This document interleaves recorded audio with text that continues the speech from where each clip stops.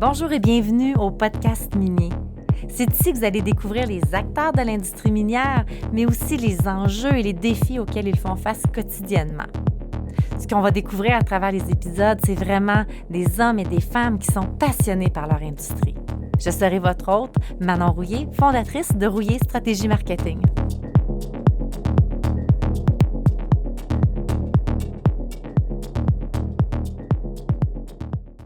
L'importance de la transformation numérique au sein du secteur minier, c'est un sujet d'importance. C'est un sujet qu'on a couvert aussi au podcast minier à quelques occasions. Puis aujourd'hui, au podcast, on va parler d'intelligence artificielle et la gestion des données d'actifs. Puis j'ai comme invité Benoît Bédard de BIP. Bienvenue, Bédard. Bédard. Excuse-moi, je t'appelle déjà par ton nom de famille, hein, Bédard? Ça commence. Bienvenue, Benoît. Merci. Merci beaucoup. Merci de l'invitation, c'est gentil. Ça ne me dérange pas que tu m'appelles comme ça me dérange. Le BIP, c'est quoi?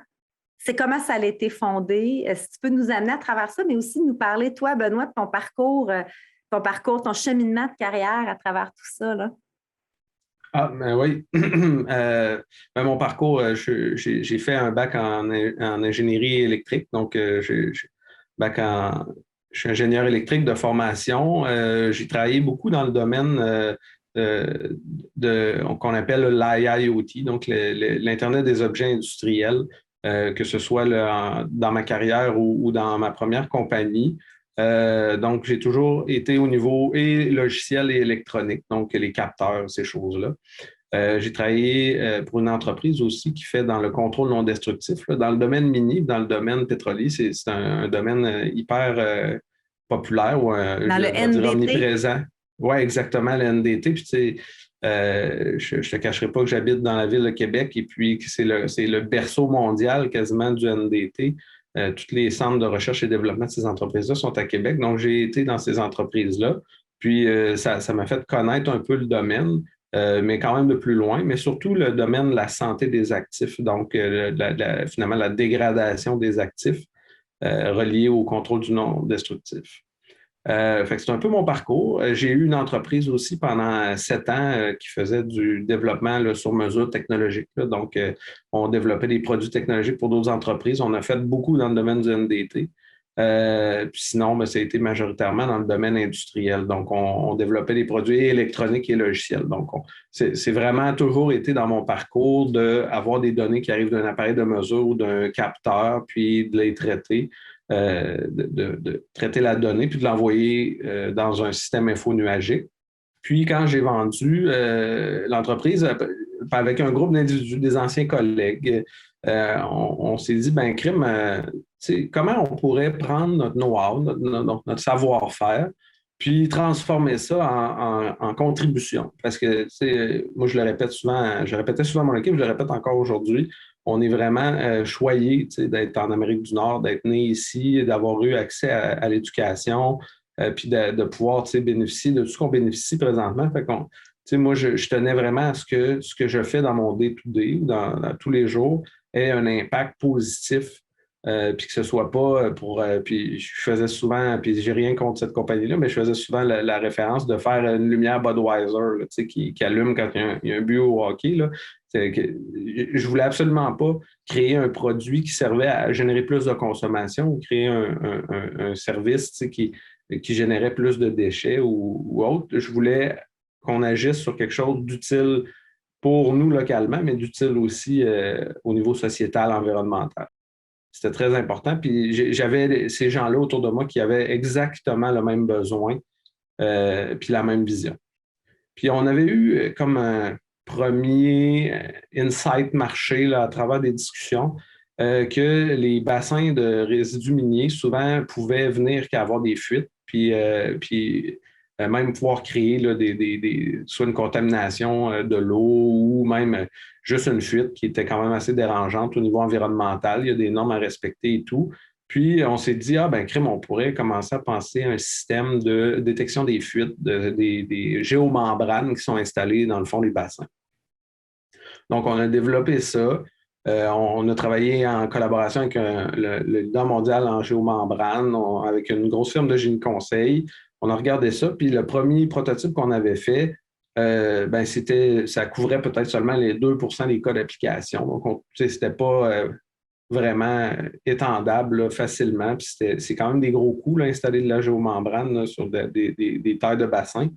Donc, on a développé une autre solution qui est encore en cours de recherche présentement avec le Queen's University, qui est pour vraiment une seule couche de géomembrane. Puis en plus de détecter les fuites, on est capable de caractériser le vieillissement de la géomembrane. Donc, savoir à peu près est rendu à quel équivalent d'âge en cours d'utilisation. Donc, ça continue. Puis ça nous amenait à nous dire, crime, on va se faire une plateforme qui va accumuler toutes les données de ces capteurs-là. Puis cette plateforme-là, en parlant avec les intervenants, je disais, est-ce qu'on sait c'est quoi le rouleau de géomembrane qui est installé où? C'est où les tests de soudure qui sont faits sur les liaisons de géomembrane, les soudures de géomembrane? Sont où les tests? Parce que des fois, majoritairement du temps, quand il y a une fuite, c'est au niveau des tests de soudure qui ont soit été mal faits ou faits trop rapidement. Ou après ça, c'est au remblayage qu'il y a des problèmes. Donc, puis là, je posais des questions, puis les gens disaient, tu sais, cette information-là, c'est d'un fichier Excel qui est remis au propriétaire, puis ça, c'est le manufacturier qui garde ça, puis l'autre fois, on lui a demandé, puis il n'était plus capable de nous le redonner. Puis, fait que là, je disais, donc, un système dans lequel on pourrait mettre toute cette information-là, puis être en mesure de faire des corrélations avec les événements qui arrivent, donc les fuites ou les problèmes, ça pourrait aider. Puis là, la réponse était évidemment oui. Puis là, de fil en aiguille, en parlant avec les minières, en parlant avec des firmes de génie conseil, des intervenants à qui on parlait, c'était le cas pour pas juste les bassins, mais c'était le cas pour à peu près tous les actifs de production ou les actifs là, qui sont la mine, même les bâtiments. Tu sais, comme par exemple un actif, Benoît, est-ce qu'on peut parler de camions? Est-ce que ça va jusqu'où les actifs? Oui, on peut parler de camions. Il y a déjà, par exemple, au niveau du mobile, là, des équipements mobiles, il y a déjà beaucoup d'entreprises qui sont là-dedans. Même les manufacturiers de mobiles eux-mêmes sont là-dedans. Mais je peux parler des réseaux de tuyauterie, donc les pipelines ou les réseaux de tuyauterie d'acide ou les réseaux de tuyauterie de n'importe quel produit chimique qui est utilisé dans le domaine minier. Les réservoirs de procédés, les bâtiments, parce que, tu sais, une toiture qui fuit dans un entrepôt, c'est tannant, mais il n'y a personne qui va s'énerver avec ça. Mais une toiture qui fuit au-dessus d'une cuve, par exemple, dans une aluminerie, ça, c'est critique, c'est dangereux, il peut y avoir des explosions. Donc, il y a différents aspects à regarder à ce niveau-là, mais ça va jusqu'au bâtiment, à la toiture, ça va jusqu'aux routes, il y a des chemins de fer. Une mine, c'est un village là, en tant que tel. Puis, je veux dire, il y a extrêmement beaucoup d'actifs critiques. Ça peut aller jusqu'au concasseur lui-même. Donc, le but de la plateforme, c'est vraiment de créer un dossier médical pour les actifs. Donc, on récupère les informations qui arrivent de partout, donc du passé. Donc, ces fameux fichiers Excel-là qui sont serrés un peu à gauche, à droite, tous ceux qui sont importants, là, ceux qui ont vraiment un lien direct avec la santé d'un actif, la santé d'un appareil, une machine, un bâtiment, on va les intégrer à la plateforme. On a des moyens de... Puis ce qu'on fait, c'est une plateforme logicielle. Là, je ne l'ai pas mentionné assez clairement peut-être, mais donc, c'est ça. On a des moyens d'aller chercher toute cette information-là, puis de l'importer à l'intérieur. Puis cette donnée-là, on la met dans un moule. Donc, un moule qui nous permet après ça de facilement prendre cette donnée-là puis pouvoir l'analyser, faire des calculs avec. Comment qu'on s'assure, Benoît, que la donnée est fiable? Et ça, c'est une super bonne question. J'ai une bonne question! Parce qu'évidemment, tu as tout à fait raison. Là, on peut avoir des millions de données, mais qu'il n'y ait aucune donnée qui soit vraiment fiable. Ça, c'est un peu le prix à payer. Il faut aller chercher la donnée, puis statistiquement, après, en ayant toute la donnée pour un même actif, par exemple, je prends un exemple là, des données de mesure d'épaisseur pour de la tuyauterie. Donc, à chaque 6 mois ou à chaque année, il y a des mesures d'épaisseur qui sont prises pendant des années. Ça dure longtemps, ces actifs-là, sur les réseaux de tuyauterie. ben, si on prend toutes ces mesures-là, on les analyse ensemble, bien évidemment, à un moment donné, on va avoir des points qui ne font pas de sens, puis ceux-là, ben, on va être capable de comprendre que c'est peut-être pas une donnée c'est une donnée qu'on peut ignorer ou du moins qu'on peut ne pas prendre en compte pour nos calculs. Il y a des risques, là, mais présentement, ce qu'on voit, c'est que c'est quand même assez facile d'identifier une donnée non pertinente. Puis, on fait attention aussi des données qu'on rentre. Tu sais, on ne prendra pas des données qui n'ont aucun lien avec la santé d'un actif. On ne l'intégrera pas inutilement dans la plateforme, à moins que le client, pour lui, ça ait une grosse valeur, cette donnée-là. Quand vous rentrez dans la minière, quand BIP rentre justement, qui dans la minière est en charge de cette plateforme-là? À qui qu'on parle? C'est qui peut gérer ça, BIP, une fois que c'est rentré? Oui, ben c'est une bonne question. Puis je pense que je vais le mentionner tout de suite pour que ça soit plus facile de comprendre. Nous, on est vraiment un fournisseur d'un outil qui est le dossier médical, qui est un outil technologique. Puis on n'est pas des professionnels de la maintenance, on n'est pas des professionnels de la santé des actifs. On travaille avec des intégrateurs. On est intégrés, puis nos intégrateurs, c'est des firmes de génie conseil, des firmes de maintenance, puis des firmes d'inspection. Donc, on n'est pas directement.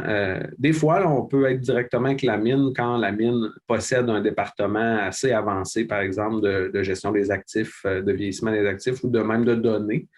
Mais je te dirais que 98% du temps, on est intégré par un intégrateur qui est ceux que je vous ai mentionnés parce que eux, ben, si on y va par application, hein, on arrive, puis tu sais, je ne le conseille pas à personne, puis je pense qu'il y a déjà plein de gens qui ont vécu l'intégration d'un ERP ou d'un système autre, là, où on essaie de prendre une bouchée complète là, de toute l'entreprise dans l'intégration de ces systèmes-là. Ça coûte des millions de dollars, puis ça met même des gens à démissionner ou à tomber en burn-out, là, tellement que c'est exigeant puis c'est stressant. Nous, on y va beaucoup plus par une approche, mais on choisit un premier lot d'actifs là, qui sont les plus critiques ou ceux pour lesquels on aurait besoin d'avoir une meilleure vue d'ensemble. Puis on les intègre avec l'intégrateur, justement, qui, lui, fournit, en plus de son expertise de maintenance ou son expertise de vieillissement des actifs, va fournir soit des formulaires standards, soit des modèles déjà mathématiques là, de vieillissement pour cet actif-là, qui nous donnent déjà une information à valeur ajoutée. Donc, la plateforme est faite pour ça. Elle est faite pour pouvoir intégrer une propriété intellectuelle d'un intégrateur, qui est soit une firme de génie conseil, qui, elle, a un modèle de vieillissement qu'elle utilise déjà. Puis nous, ce qu'on fait, c'est qu'on vient l'automatiser. Donc, on vient aider la firme à intégrer ça. Puis ce que ça permet, c'est que la mine, dès que ces données rentrent dans la plateforme, mais c'est automatiquement, en temps quasi réel, le calcul se refait, puis elle peut voir la progression de ses inspections. Puis eux, ils ont un dashboard, dans le fond. Ils voient ça dans un dashboard. Puis, Exactement. Donc, l'objectif, c'est vraiment d'avoir, premièrement, une vue d'ensemble. L'objectif final ou l'objectif rêvé, là, je vais dire ça comme ça, c'est de pouvoir prédire des défaillances basées sur l'historique des données et tout. Puis c'est vraiment ça qu'on travaille dessus et qu'on vise. Mais je ne vous cacherai pas que ça ne peut pas arriver le jour 1, puis ça ne peut pas arriver la semaine 1, puis ça ne peut pas arriver le mois 1. C'est vraiment à force d'avoir de la donnée qu'on y arrive. Mais ce qu'on a remarqué, là, on se l'est fait dire à maintes reprises aussi, c'est que souvent, il va y avoir des silos dans ces entreprises-là. Il y a le silo de la maintenance, le silo de la production. Puis ces silos-là, des fois, ils ne se parlent pas. Puis le fait d'avoir un système dans lequel l'information se retrouve globalisée et qu'on peut voir facilement, bien, ça permet d'échanger cette information-là qui était. Ça m'est arrivé là, récemment que la maintenance a appris quelque chose que la production faisait qu'eux ne savaient pas, puis que ça impactait grandement la maintenance, donc ça leur causait des problèmes, puis ils ne savaient pas pourquoi. Puis juste d'avoir une vue d'ensemble de leurs données, voir comment elle évolue dans le temps, c'est de la donnée qu'il y avait avant, c'est pas de la nouvelle donnée qu'on a calculée. Là. Ça peut arriver, effectivement, des données calculées, ça amène quelque chose, mais juste la donnée qu'on visualise de haut, ils ont vu tout de suite des problèmes, puis tout de suite des choses qu'ils pouvaient améliorer. Fait que c'est pour ça que souvent on dit quand le système arrive, là, on appelle ça le jour zéro. C'est le jour à partir duquel la donnée qui rentre dans le système est utilisable pour visualiser puis pour calculer des choses qui vont nous aider au niveau de la prise de décision pour des investissements CAPEX. Hein. Quand on prend, à chaque année, on décide vers quoi on priorise nos investissements au niveau de la maintenance. C'est le fun d'avoir rapidement un rapport qui nous indique pourquoi c'est lui qu'on prend en premier. Les photos, l'état, c'était quoi les derniers rapports d'inspection? On n'a pas besoin de prendre 2 semaines pour monter un rapport. On appuie sur un bouton, puis le rapport, là, on choisit qu'est-ce qu'on met dedans, puis pour justifier à la haute direction, après ça, nos investissements, c'est beaucoup plus facile. Quand j'ai une minière qui écoute, par exemple, le podcast, là, on le sait que vous ne vendez pas nécessairement directement à la minière, mais par la firme, par la Génie Conseil. Si on veut, on écoute ça, donc la minière, elle, doit passer par sa firme puis dire « Hey, est-ce que vous autres utilisez BIP ou pas? Comment ça fonctionne? » La minière peut quand même nous contacter directement. Il n'y a pas de problème. Nous, on regarde avec elle, c'est qui sa firme de génie conseil préférée ou celle avec qui elle a un contrat de service en cours. Ou sinon, nous, c'est un peu l'objectif de la plateforme aussi, c'est si jamais la minière ne sait pas trop par rapport à son actif dont elle a des besoins prioritaires, quelle serait la meilleure firme pour ça, nous, on sait c'est quelle firme a développé des modules, pourquoi, puis on peut l'aider, la guider là-dedans. Puis tu sais, tantôt, je parlais des firmes et de nos intégrateurs, mais on a aussi un réseau à côté qu'on appelle des créateurs de contenu. Puis on les appelle comme ça parce que, dans le fond, tous ces modules-là sont sur un marché, un marketplace. Puis on a des gens, des firmes, par exemple, comme on en a une, puis je le mentionne parce que j'ai le droit de le mentionner, mais qui s'appelle PA4. Puis cette firme-là nous permet d'avoir une caractérisation de la corrosion sous les supports de tuyaux, donc sous les supports de pipeline, par exemple. Donc, on n'est pas obligé de soulever ou d'aller en dessous du support là, puis de faire des manipulations qui coûtent très cher pour réussir à avoir cette mesure-là. Donc, lui, ce n'est pas nécessairement un intégrateur, mais il crée de la valeur sur la donnée qui est accumulée. Et lui, il a créé un contenu qui est accessible par rapport à notre plateforme. Donc, c'est un frais supplémentaire, c'est un module supplémentaire, comment ça fonctionne, mais ça permet après ça à la minière de pouvoir avoir cette donnée-là qui, au final, est une grande économie parce qu'elle n'a pas besoin de faire des grosses manipulations mécaniques ou opérationnelles pour aller chercher cette donnée-là. À l'heure actuelle, les minières qui n'ont pas BIP, comment est-ce qu'ils font pour gérer justement la gestion des données actives dans la minière? Comment ils réalisent ça à l'heure actuelle? Oui, mais c'est une super bonne question, ça aussi. Bien évidemment, là, tout le monde est au fait là, que tous les minières ont des historiens. Donc, il y a une portion des données qui est là, puis qui continue à être là, qui est l'historien, qui est le système qui accumule tous les points de mesure d'automatisation là, qui rentrent, donc les capteurs. Nous, on communique avec ces historiens-là pour aller chercher plus de données. Donc, il y a une portion des données qui est là. Puis une autre portion des données qui est des fichiers Word, des fichiers Excel, puis des PDF qui sont à différents endroits, des fois pas tous au même endroit, sur des disques réseau. Puis même, tu sais, dans la plateforme, on a un système de formulaire numérique, là, électronique, donc pour convertir tous les formulaires qui pourraient être encore papier vers le numérique. Puis ça vient directement dans la plateforme. Il y a déjà beaucoup de minières qui ont ça, un système de formulaire numérique pour numériser leurs opérations, mais ce que ça leur donne au final, c'est que ça leur crée des PDF ou ça leur crée des fichiers Word. Donc, c'est pas une donnée qui est déjà utilisable. Ou des fois, ça va d'une base de données, mais il n'y a rien qui est connecté sur la base de données, puis il n'y a pas de visualisation d'inclus, ou c'est très peu axé, c'est très axé sur le générique, là, donc le générique opérationnel, mais c'est peu axé sur la mine. Nous, on a vraiment le focus de notre système est vraiment sur la santé de l'actif, donc ça donne quand même une facilité supplémentaire. Mais déjà, là, moi, je trouve ça positif parce que je ne me bats pas contre tous mes compétiteurs. Là. Moi, ce que je veux, c'est améliorer le sort de l'industrie, puis c'est normal qu'il y ait de la compétition, puis c'est normal qu'il y ait des solutions intermédiaires. L'important, c'est que les mines se numérisent, s'automatisent, puis améliorent leur processus. Moi, c'est juste ça que... On en parlait tantôt, tu sais, on est à Québec tous les deux, puis je disais, tu sais, je trouve qu'à Québec, l'industrie minière, on n'entend pas beaucoup parler. Puis là, j'ai ma fille qui est en secondaire 5, il faut qu'elle fasse son choix de carrière. Puis, tu sais, de un, elle n'entend même pas parler de l'industrie minière à son école, à part que par moi. Puis là, je me disais, ben Bip, vous êtes ici, vous êtes à Québec, c'est quel type de personnes, parce que vous travaillez, vous êtes dédié 100% à l'industrie minière également, donc c'est quel type de personnes qui travaillent chez vous? C'est quoi les profils que vous recherchez?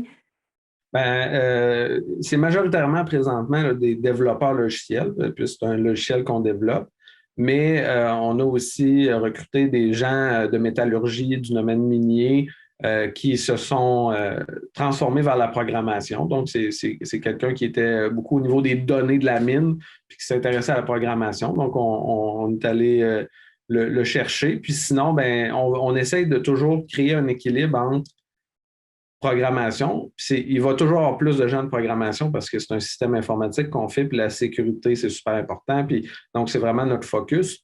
Mais on va aussi chercher toujours le côté, comme on crée de la valeur sur les données, ben, le côté plus proche du domaine. Donc, on va recruter des gens de métallurgie, des gens du domaine minier qui s'intéressent plus aux données qu'au côté terrain. Mais oui, oui, c'est le cas. Puis, ce que je trouve intéressant, c'est notre partenariat avec les intégrateurs, c'est que ça nous amène beaucoup aussi de connaissances techniques. Notre outil pourrait être utile au niveau des mines sans ces intégrateurs-là, c'est sûr. Mais je pense que ça ne pourrait pas avoir le même impact et le même succès que ça l'a présentement avec ce qu'ils amènent dans ça. Puis l'inverse est vrai aussi. Présentement, les firmes, par exemple, de génie conseil ont plein de connaissances intéressantes, mais ils ont le même problème que les minières, c'est-à-dire le manque de main-d'œuvre. Donc, en réussissant à automatiser tout ça, ben, c'est un win-win-win. Absolument. J'aimerais ça parler un peu. Vous avez fait affaire avec MISA, ce qui vous a amené aussi à un investissement. J'ai vu ça passer. J'aimerais ça que tu nous expliques ce processus-là, justement, que vous avez vécu. Oui, mais MISA, c'est une super belle découverte. Franchement, c'est une équipe franchement sympathique et qui sont là vraiment pour aider. Là. Puis, nous, on avait fait des demandes de subventions avant MISA. Ça avait été moins facile là, que ça l'a été avec le MISA. Puis, c'est pas parce que c'est parce que MISA sont vraiment structurés, puis ils sont vraiment à côté sur l'industrie minière. Puis je suis content maintenant, là, dernièrement, leur mandat s'est ouvert à tout le Nord, là, pas juste à leur région. Puis ça fait que quand on a fait une demande de subvention, ils nous ont aidés à approcher des minières, à présenter notre projet aux minières. Ça a ajouté de la crédibilité aussi au niveau du ministère pour la demande de subvention. Puis comme c'est une industrie qui a des gros besoins, puis c'est une industrie qui est importante au Québec, bien, eux sont au courant des challenges actuels, puis où se positionner. Donc, ils nous ont vraiment aidés à ce niveau-là, franchement. Ah, c'est super. Puis là, vous avez eu votre subvention je ne sais pas si c'est récemment, mais... Ça fait déjà bientôt, là, je pense que c'est 8 mois, là, mais OK, il n'y a plus d'argent. c'est une subvention sur... non, il en reste. Puis c'est ça, c'est une subvention qu'on a montée en partenariat aussi avec Nordostello, qui est un de nos intégrateurs principaux, qui est une firme de génie conseil pour ceux qui ne l'auraient jamais entendu, qui ont un gros volet santé des actifs. Donc, c'est en collaboration avec eux, puis avec 2 minières, une que je n'ai pas le droit de nommer parce que c'est leur corporatif, c'est leur politique, mais sinon avec aussi Minerais de Fer Québec qu'on a publié. Puis c'est vraiment dans le but là, de faire l'intégration, comme je disais, en commençant par une quantité d'actifs là, plus petite pour commencer tranquillement à intégrer les processus, puis pas prendre une trop grosse bouchée puis chambouler ce qui se passe. Mais ça a été vraiment aidant là, au niveau. Puis cette subvention-là, qui est une subvention principalement en intelligence artificielle, a vraiment été bien accueilli parce qu'on couvre un domaine important pour le Québec. L'avenir dans ce domaine-là, donc la numérisation. On touche beaucoup à l'environnement parce que nous, on le fait vraiment dans le but, oui, d'aider la mine à être à avoir moins d'arrêts non prévus, de réussir à avoir une meilleure vue d'ensemble sur la santé de ses actifs, mais en même temps, ça permet d'éviter qu'il y ait des accidents environnementaux puis humains. Puis ça, c'est dans notre mission. Là. Mais côté environnement, ça doit permettre aussi de rallonger la vie de certains équipements ou autres. Fait qu'à la place d'échanger, on peut, je sais pas, je dis ça comme ça, mais il me semble que... Tout à fait. Puis c'est aussi... si un équipement brise puis on est arrêté longtemps, ben, là, il y a beaucoup de ressources qui sont perdues. Souvent, on va faire venir des pièces par avion plutôt que les faire venir tranquillement. On va déplacer beaucoup plus de monde. Puis, malheureusement, si on avait un plan pour changer une machine qui était prévue pour être beaucoup plus performante, beaucoup moins énergivore, mais que comme il arrive un bris non prévu, on est obligé de la changer pour la même machine parce qu'on n'a pas le temps de faire l'ingénierie autour pour repartir la production. Mais là, on vient de repartir pour 15, 20 ans avec une machine qui est moins efficace que celle qu'on avait prévue, puis qui va probablement nuire à notre plan là, d'innovation qu'on avait. Là. Donc, c'est quand même majeur quand on pense à ça. Puis souvent, on travaille aussi avec des gens du domaine de la fiabilité. Puis, tu sais, si tu es capable de savoir que tu manques d'air dans ton pneu avant qu'il y ait un accident parce que ton pneu est trop... Puis là, c'est un exemple vraiment facile à comprendre. Ce n'est pas un exemple concret du domaine, mais l'accident que tu fais parce que ton pneu était dégonflé cause beaucoup plus de dommages, que ce soit corporel, environnemental, monétaire, que si tu avais juste rajouté de l'air. Le coût est minime, rajouter de l'air par rapport à l'impact. Donc, puis comment ça, que ces genres d'accidents-là arrivent? Ben, l'information est accessible, c'est juste que personne ne pouvait l'avoir puis pouvait connecter les points ensemble. Donc, c'est vraiment quelque chose que je pense qui n'est pas un gros effort puis qui vaut la peine de faire pour arriver à sauver des coûts immenses. Est-ce qu'on peut penser que BIP éventuellement va aller vers d'autres industries?